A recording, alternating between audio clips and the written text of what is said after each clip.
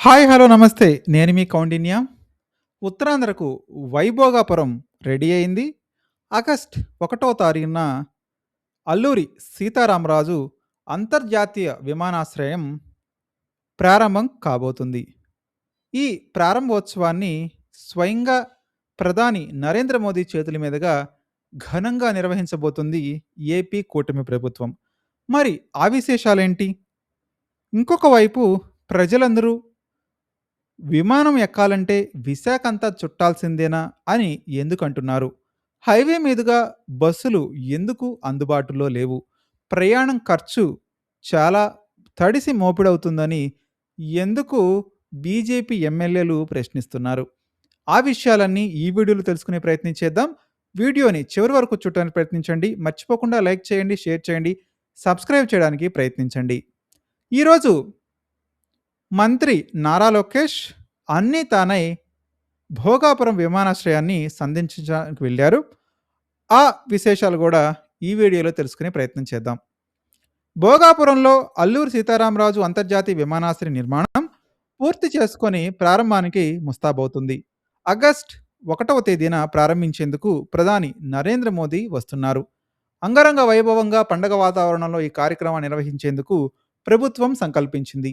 50,000 మందిని సమీకరించేందుకు విశాఖ జిల్లా యంత్రాంగం ఏర్పాట్లు చేస్తుంది. విమాన ప్రయాణికుల కోసం ప్రత్యేకంగా 100 విద్యుత్ బస్సులు అందుబాటులోనికి రానున్నాయి. తొలి విడతలో ఇప్పటికే 20 బస్సులు విశాఖకు చేరుకున్నాయి. ఏ మార్గాల్లో ఈ బస్సులు నడపాలో ఆర్టీసీ అధికారులు ఇప్పటికే రూట్ మ్యాప్ సిద్ధం చేశారు. అంతా బాగానే ఉన్నా అనకాపల్లి, పాయకరావుపేట, ఎల్మించిలి, నర్సీపట్నం నుంచి భోగాపురం విమానాశ్రయానికి ఎలాంటి సదుపాయాలు కల్పించలేకపోవడంపై వెళ్ళడానికి ఇబ్బందులొస్తున్నాయని విమానయానం చేసే వారంతా పెదవి విరుస్తున్నారు, లబోదీబోమంటున్నారు. అనకాపల్లి నుంచి ఆనంతపురం మీదుగా భోగాపురం చేరుకునేందుకు జాతీయ రహదారి ఉంది. ఎక్కడా ట్రాఫిక్ సమస్య అనేది ఉత్పన్నం కాదు. కానీ ఈ మార్గంలో బస్సులు నడిపేందుకు ఆర్టీసీ అధికారులు చొరవ చూపడం లేదు. మరొక వైపు నారా లోకేష్ ఈరోజే భోగాపురం విమానాశ్రయాన్ని ఏర్పాట్లను కూడా పరిశీలించడం జరిగింది. శుక్రవారం రాత్రి నారా లోకేష్ సందర్శించారు. రాష్ట్ర, జిల్లా స్థాయి ఉన్నతాధికారులు, జీఎంఆర్ ప్రతినిధులతో పాటు విమానాశ్రయ ప్రారంభ కార్యక్రమ ఏర్పాట్లను కూడా సమీక్షించడం జరిగింది. ఉత్తరాంధ్రలో 6 జిల్లాల నుంచి 3 లక్షల మంది వస్తారని అంచనా వేస్తున్నారు. వారికి ఎలాంటి ఇబ్బందులు లేకుండా సౌకర్యాలు కల్పించాలన్నారు. ట్రాఫిక్ బందోబస్తు, ప్రోటోకాల్, సభ నిర్వహణ, భద్రత, తాగునీరు, మరుగుదొడ్లు ఇలా అంశాలపై లోకేష్ ఆరా తీయడం జరిగింది. మంత్రులు వంగలపూడి అనిత, అచ్చెన్నాయుడు, కొండపల్లి శ్రీనివాస్, టీడీపీ రాష్ట్ర అధ్యక్షుడు పల్లా శ్రీనివాస్, భాజపా రాష్ట్ర అధ్యక్షుడు పివి మాధవ్, ఎంపీలు కలిసేటి అప్పలనాయుడు, చింతకాయల విజయ్, తెదేపా జాతీయ కార్యదర్శి కిలార్ రాజేష్, ఏపీ ఐఏసీసీ చైర్మన్ మంతెన రామరాజు కూడా పాల్గొనడం జరిగింది. కాకపోతే ఆనందంలోనే కొంత ఇబ్బంది ఉన్నట్టుగా ఈ భోగాపురం ట్రాఫిక్ సమస్య అనేది తొందరలోనే ఉత్పన్నం కాబోతుంది అంటున్నారు కొంతమంది రాజకీయ విశ్లేషకులు. భోగాపురం నుంచి తిరుపతి, విజయవాడ, బెంగుళూరు, హైదరాబాద్, ఢిల్లీ, చెన్నై, కోల్కతా, ముంబై నగరాలతో పాటు సింగపూర్, అబుదాబికి నేరుగా విమానాలు నడపబోతున్నారు. జిల్లాలో అనేక మంది హైదరాబాద్, బెంగుళూరు ఉద్యోగాలు చేసేవారున్నారు. వీరంతా విమానంలో రావడానికి ఇష్టపడుతున్నారు.